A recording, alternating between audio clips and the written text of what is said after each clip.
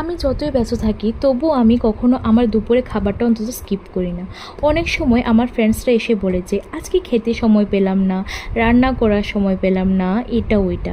আরে এত কাজ যে আমরা করছি সব তো পেটের খাবার জোগানোর জন্যই। তো এই খাবারটাই যদি স্কিপ করি তাহলে কাজ করব কিভাবে? আমি বাবা আবার সে দলে পড়ি না।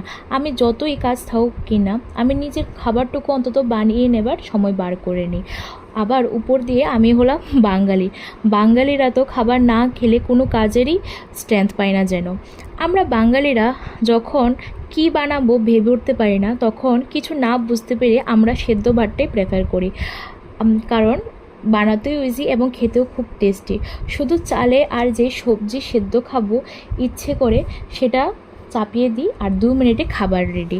তাই আমিও শুধু আজকে কুমড়া ডিম সেদ্ধ দিয়ে আজকে দুপুরে খাবারটা সেরে নিলাম। তো তোমাদের আজকে দুপুরের লাঞ্চে কী ছিল আমাকে অবশ্যই কমেন্টে জানিও। তো আজকের ভিডিওটুকু এতটুকুই। আর হ্যাঁ, সাবস্ক্রাইব করতে ভুলো না।